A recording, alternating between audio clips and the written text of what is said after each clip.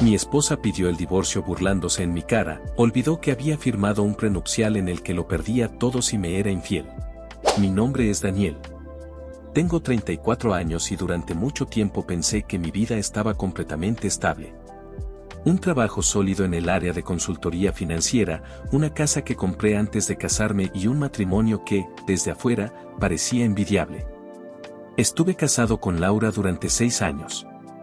Laura era, en muchos sentidos, una persona magnética.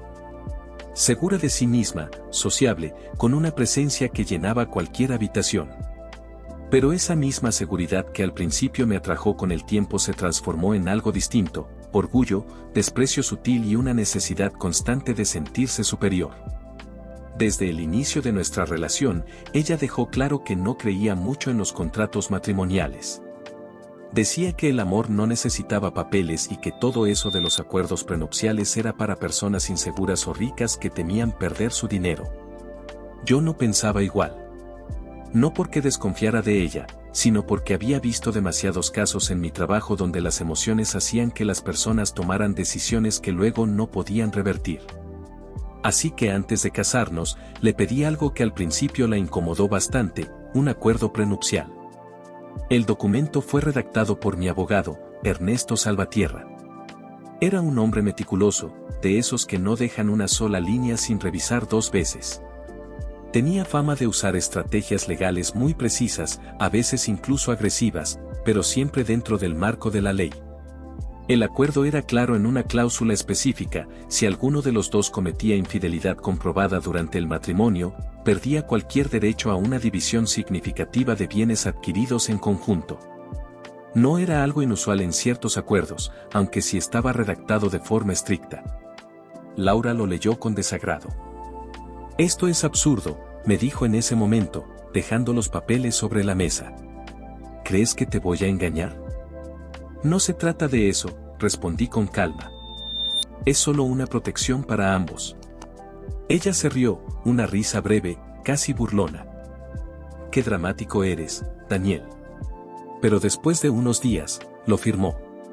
En ese momento pensé que el tema había quedado atrás. Los primeros años de matrimonio fueron estables. Teníamos rutinas claras, planes a futuro y una vida que, aunque no era perfecta, funcionaba.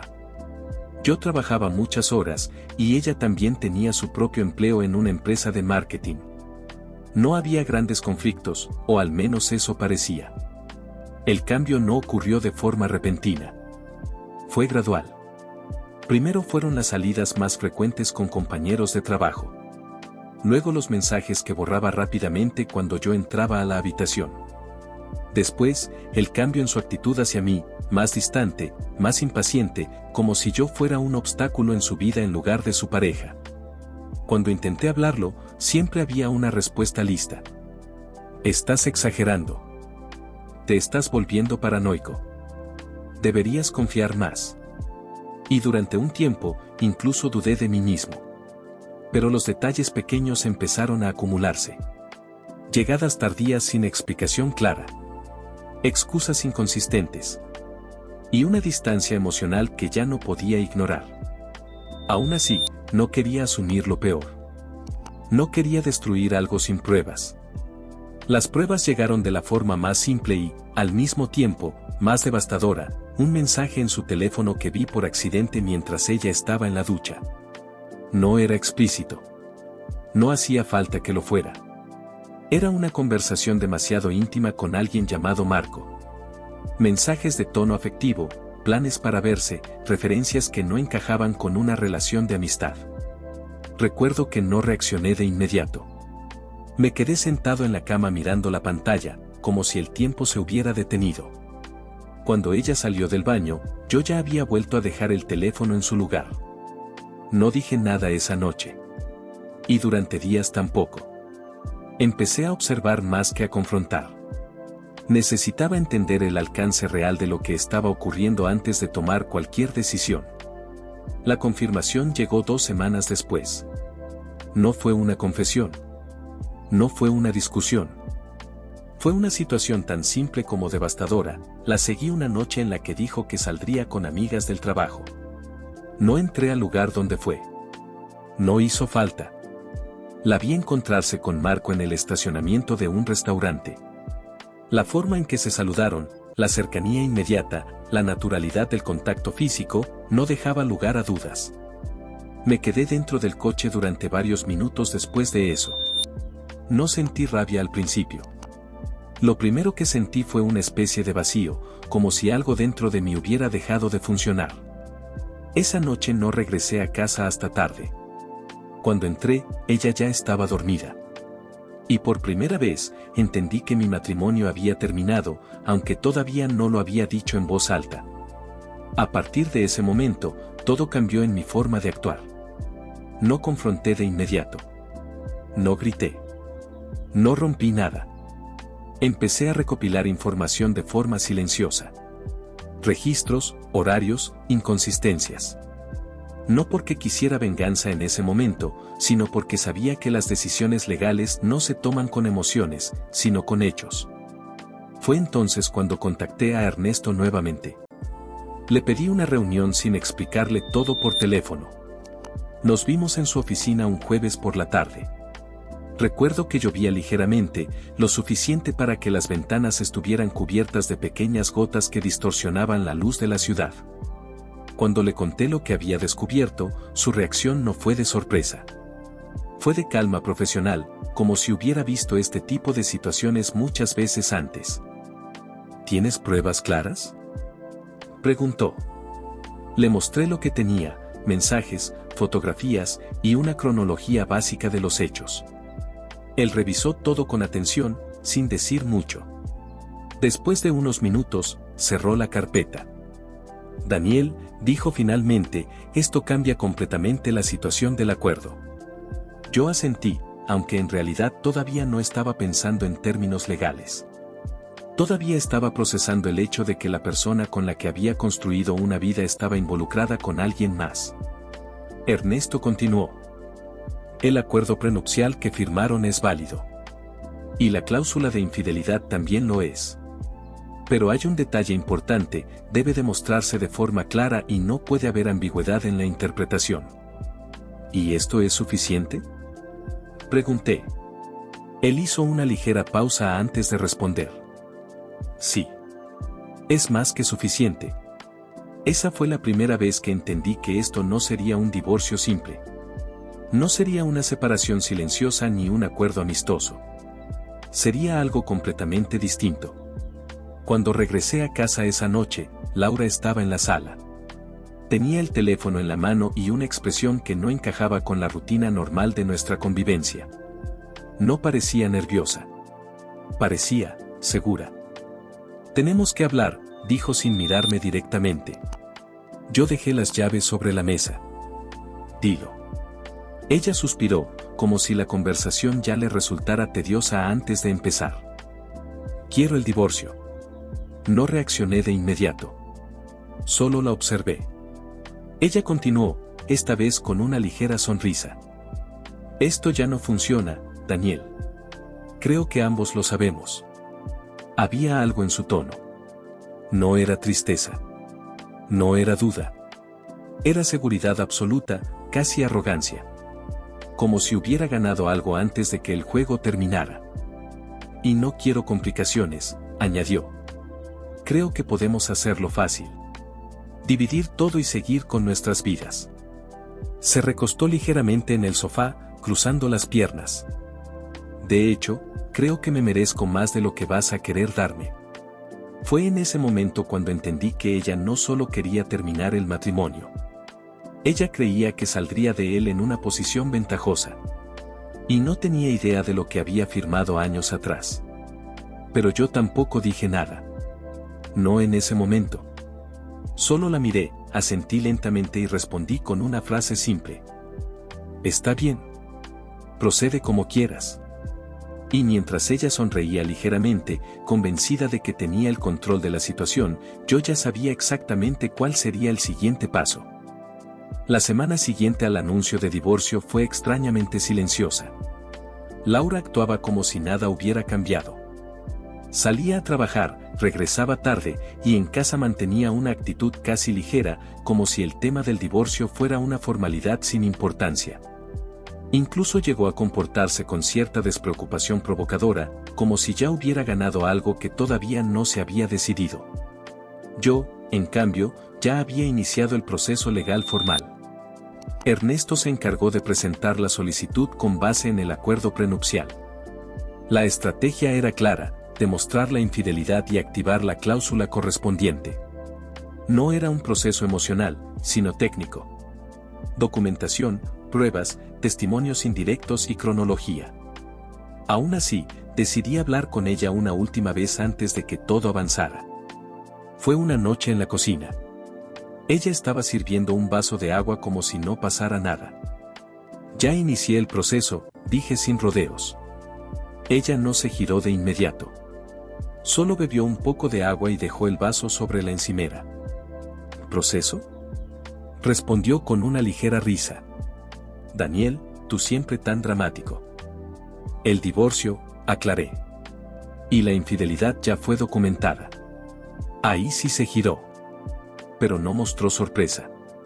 Mostró desprecio. ¿De verdad vas a hacer eso?, dijo, cruzándose de brazos. ¿Vas a ponerte en plan víctima? No respondí de inmediato. Ella dio un paso hacia mí, como si quisiera dominar el espacio. Escúchame bien, continuó. No me importa lo que creas que viste o lo que te hayan dicho. Eso no cambia nada. Su sonrisa apareció lentamente, una sonrisa cargada de superioridad. Ya no siento nada por ti, Daniel. Nada. Hubo un breve silencio. Y luego, como si quisiera rematar la conversación, añadió: soy mucha mujer para ti. Sus ojos no se apartaban de los míos. Este cuerpo no se va a desperdiciar con un hombre tan débil como tú. La frase quedó flotando en el aire. No respondí. No porque no tuviera nada que decir, sino porque entendí que cualquier respuesta en ese momento solo alimentaría una dinámica que ya no me interesaba. Laura interpretó mi silencio como una victoria. Sonrió con más seguridad. Deberías aceptarlo, añadió. Esto terminó hace tiempo. Y se fue a la habitación como si la conversación hubiera concluido a su favor. Esa fue la última conversación personal que tuvimos sin abogados de por medio. El juicio llegó varias semanas después. La sala era más fría de lo que imaginaba. No en temperatura, sino en ambiente. Todo estaba diseñado para eliminar emociones: madera oscura, iluminación neutra, silencio controlado. Laura llegó con una actitud completamente distinta a la de casa. Vestía de manera elegante, con una seguridad casi teatral. Caminaba con la cabeza en alto, como si ya estuviera acostumbrada a ganar este tipo de situaciones. Su abogado la acompañaba, un hombre que parecía confiado, aunque no tanto como ella. Yo me senté junto a Ernesto. Él apenas me miró antes de abrir su carpeta. Voy, no discutas nada emocional, me dijo en voz baja. Solo deja que yo lleve la estructura. Asentí. El juez entró y la sala se puso en pie. El procedimiento comenzó con formalidades habituales: identificación de las partes, revisión del acuerdo prenupcial y lectura general de la demanda de divorcio. Laura no dejaba de sonreír ligeramente, como si todo aquello fuera un trámite aburrido. Cuando el juez pidió que se presentaran los bienes del matrimonio, el ambiente cambió. Se empezó a detallar el patrimonio de ambos. Laura tenía ingresos moderados, algunos ahorros y bienes personales que, en total, no superaban los $20,000. Una cifra que ella parecía considerar irrelevante. Luego fue mi turno. El juez comenzó a enumerar. Una propiedad residencial principal a nombre del demandante. Un departamento en renta. 2 locales comerciales arrendados a terceros. Laura levantó la vista por primera vez con atención real. El juez continuó con cifras, valores estimados, ingresos por renta y crecimiento patrimonial durante los últimos años. Era evidente que mi situación económica era significativamente más sólida. Y entonces ocurrió el primer cambio visible en su expresión. No fue inmediato, pero sí progresivo. Primero dejó de sonreír. Luego dejó de mirar al juez. Y finalmente miró a Ernesto. como si empezara a entender que algo no encajaba en su expectativa. Cuando llegó el momento de las propuestas de división, Laura habló antes de que su abogado pudiera intervenir. Me quedaré con la mitad de todo, dijo con naturalidad. Se inclinó ligeramente hacia adelante. La casa, un local, y el departamento. El resto puede quedárselo él. Hubo un pequeño murmullo en la sala. El juez levantó la vista. Señora, esto no es una negociación informal. Hay un acuerdo prenupcial que debe ser evaluado. Laura soltó una risa breve. Ese papel no significa nada, respondió con desprecio.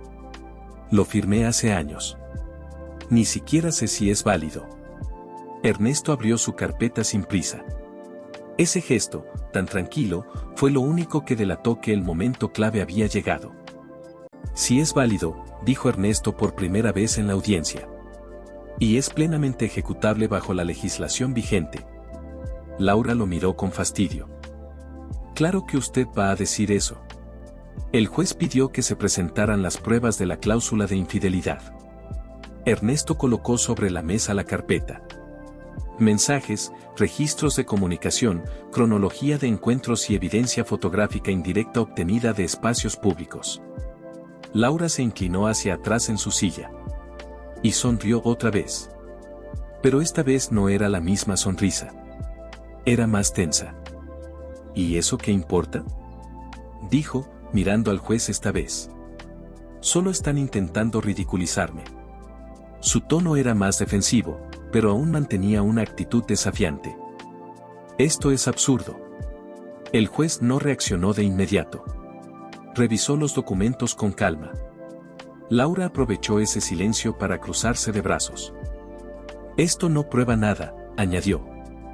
Además, incluso si fuera cierto, no cambia el hecho de que yo también tengo derechos sobre los bienes.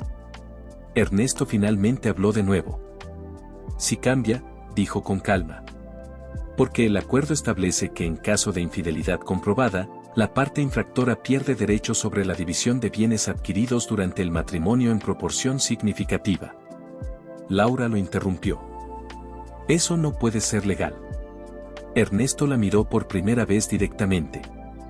Lo es, cuando ambas partes lo firman voluntariamente con asesoría legal. El silencio volvió a la sala. Laura se giró ligeramente hacia mí, como si buscara una reacción. Quizá esperaba que yo dudara, que interviniera o que mostrara algún tipo de emoción. Pero no lo hice. Solo la miré con neutralidad. Eso pareció incomodarla más que cualquier argumento. Esto es ridículo, repitió, esta vez con menos seguridad. El juez pidió un receso breve para revisar el expediente completo. Cuando se reanudó la sesión, el ambiente había cambiado. Ya no era Laura quien controlaba la narrativa de la sala. Era el documento. Y el documento no tenía emociones. Solo hechos. Ernesto se puso de pie y comenzó a explicar la estructura del acuerdo, la validez de la cláusula y la forma en que la evidencia presentada cumplía con los criterios legales necesarios. Laura escuchaba, pero ya no interrumpía con la misma seguridad. Sus respuestas se volvían más cortas, más defensivas, menos seguras. Y por primera vez desde que empezó todo, dejó de sonreír por completo. El juez pidió silencio. Y entonces quedó claro que el caso ya no se trataba de quien parecía tener razón en una discusión. Se trataba de un documento firmado años atrás, y de cómo ese documento ahora definía completamente el resultado de su divorcio. La sala ya estaba tensa cuando la audiencia se reanudó. El aire parecía más pesado que al inicio del juicio. Laura había perdido parte de la seguridad con la que entró ese día, pero aún mantenía una actitud desafiante, casi impulsiva, como si insistir en su postura pudiera cambiar el resultado. El juez hojeaba el expediente con calma, sin mostrar prisa ni emoción. Ernesto permanecía sentado a mi lado, con la misma expresión neutral de todo el proceso. Yo no intervenía. Había aprendido que en ese punto cualquier palabra solo estorbaba. Laura fue la primera en hablar cuando se le dio la oportunidad. Esto no tiene validez, dijo con firmeza, inclinándose hacia adelante. Es completamente injusto. Su abogado intentó intervenir, pero ella lo ignoró. No pueden basarse en algo que firmé hace años como si eso me quitara derechos ahora, continuó. Esto no es una negociación justa. El juez levantó la vista lentamente. Señora, el tribunal ya ha revisado la validez del acuerdo prenupcial. Es legal y fue firmado con consentimiento de ambas partes. Laura apretó la mandíbula. Pero no se detuvo. Su tono cambió, volviéndose más emocional, más agresivo. Esto es ridículo, dijo. Todo esto es una exageración. Además, no es como si la situación fuera solo culpa mía. Hubo un pequeño silencio incómodo. Ella lo aprovechó para continuar, elevando la voz ligeramente. ¿Y acaso no cuenta como culpa de él? Dijo, señalándome sin mirarme directamente. Él no me complace en la cama. Yo tenía necesidades. Tenía estrés. Tenía que liberar tensión con otra persona. El murmullo en la sala fue inmediato. El juez golpeó suavemente la mesa con el mazo. Señora, por favor mantenga el respeto en la sala. Pero Laura, ya en un punto de pérdida de control emocional, siguió hablando. Estoy diciendo la verdad. Las relaciones no funcionan así. Uno no puede esperar que todo sea perfecto. Respiró con fuerza, como si buscara apoyo en la reacción del entorno. Y entonces, en un momento completamente fuera de lugar, añadió. Creo que incluso usted, señor juez, podría complacerme más que él. El silencio que siguió fue absoluto. No fue un silencio normal. Fue un corte total de la atmósfera. El juez permaneció inmóvil durante unos segundos. Su expresión no cambió de inmediato, pero la incomodidad en la sala era evidente. El abogado de Laura bajó la mirada. Ernesto apenas parpadeó. Y yo me quedé completamente quieto, observando sin intervenir. El juez finalmente habló, con un tono más firme que antes. Señora, este tribunal no va a tolerar más comentarios de ese tipo. Le recomiendo que se concentre en los aspectos legales del caso. Laura soltó una risa breve, nerviosa. Solo estoy diciendo que esto no es justo. El juez revisó nuevamente el expediente. Pasaron unos segundos de silencio mientras pasaba las páginas con cuidado. La tensión era evidente. Laura movía la pierna bajo la mesa, inquieta, pero todavía intentando mantener una postura de superioridad. Finalmente, el juez habló. Antes de continuar con la resolución final, debo mencionar un último punto del acuerdo. Laura levantó la vista de inmediato. ¿Qué más falta?, preguntó con fastidio. El juez apoyó el documento sobre la mesa. La cláusula de indemnización. Laura suspiró profundamente, como si aquello fuera irrelevante. Bien, dijo con resignación. Al menos algo me tendrán que dar. Hubo un breve silencio. El juez la miró directamente. Y entonces dijo con claridad.